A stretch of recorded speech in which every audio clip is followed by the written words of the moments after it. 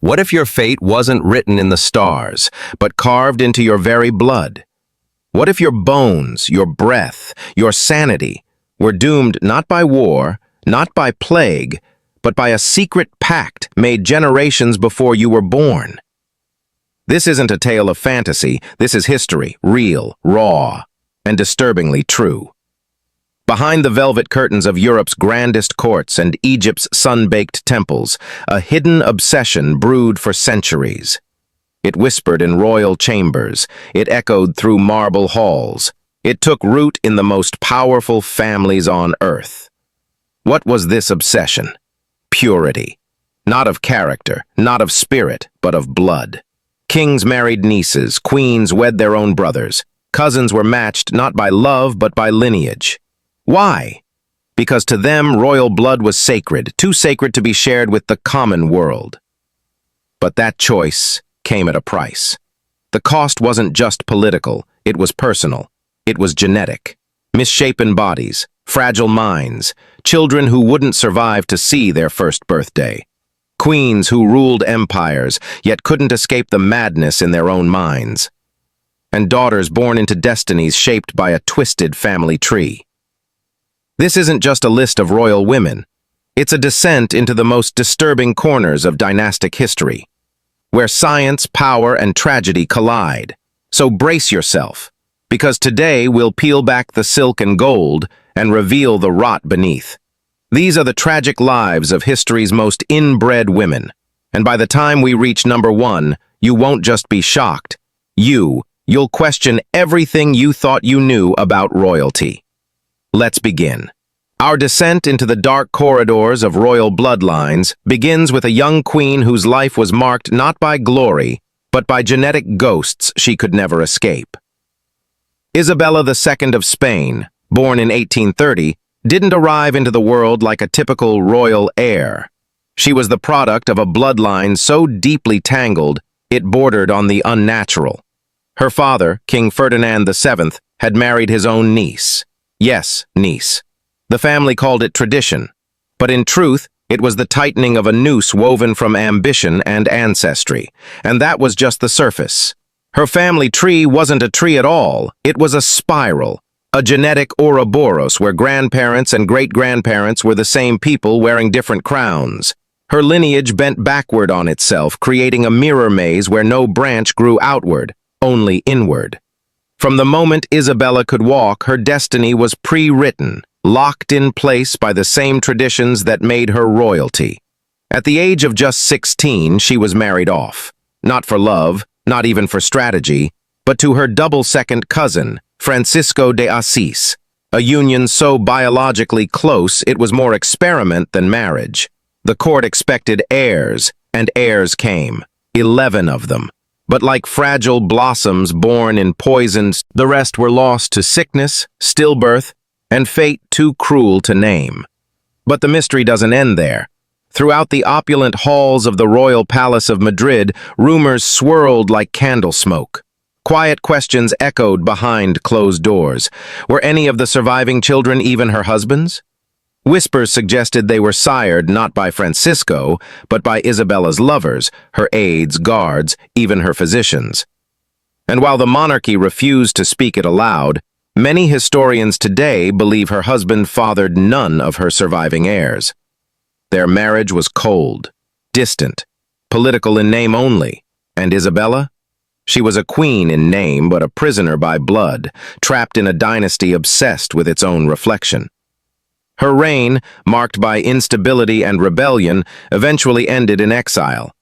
She fled Spain, her crown stripped, her legacy tainted.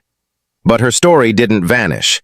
Even today, her life stands as a haunting symbol of how a royal obsession with pure blood could warp a family, a throne, and a nation. Now, we leave Spain behind and step into the marbled, suffocating corridors of a dynasty that nearly collapsed under the weight of its own blood. The Habsburgs. To rule within this family was to inherit more than a throne. It was to inherit centuries of carefully orchestrated marriages, forged not in passion, but in paperwork. At the heart of this tightly woven genetic net was Marie Louise of Austria. Born in 1791, Marie Louise entered the world already burdened by an extraordinary genetic legacy. Her parents were not simply cousins, they were double first cousins, meaning they shared both sets of grandparents. Let that sink in. Marie Louise had just 4 unique great-grandparents. That's not just rare, it's almost biologically experimental. Her DNA was compressed like a folding fan, layers collapsing upon each other, distorting what nature intended to spread.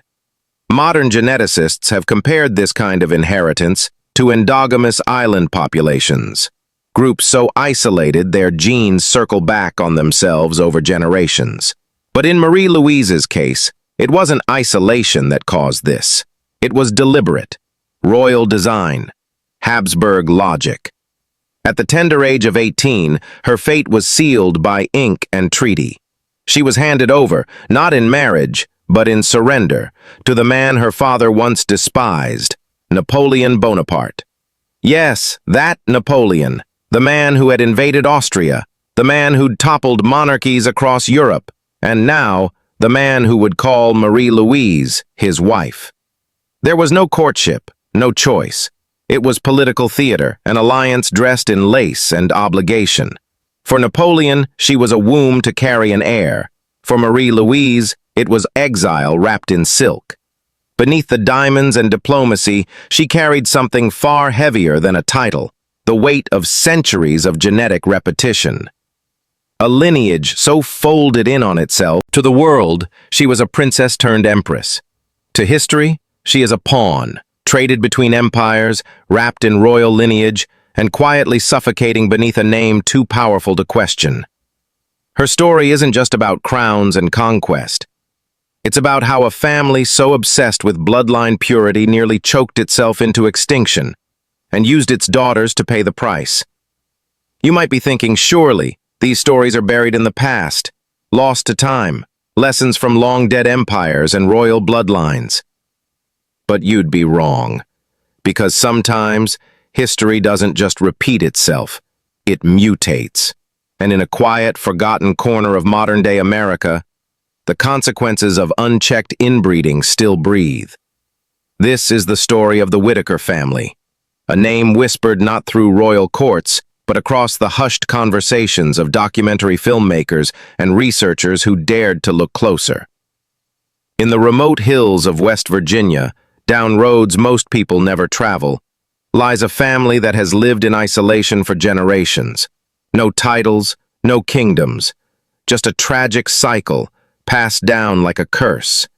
At the center of it all is Lorraine Whitaker, a woman not of royalty, but one whose genetic history reads like something torn from the pages of a medieval dynasty. Scientists and observers have called her one of the most inbred individuals ever documented in modern times. Her speech is limited, her expressions muted, her body marked by the heavy toll of biological repetition. And yet, Lorraine's story doesn't end with her. She gave birth to Timmy Whitaker, a man whose genetic condition is so severe, so visibly altered, that many consider him the most inbred living person in the world today.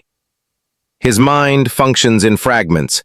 His behavior is difficult to describe, but it is his existence that says more than words ever could. Because this isn't a horror story about kings and queens. This isn't cloaked in silk or buried under stone palaces. This is now, this is real, and it proves something deeply unsettling, that the dangers of genetic isolation, the obsession with preserving bloodlines, no matter the cost, aren't confined to ancient history.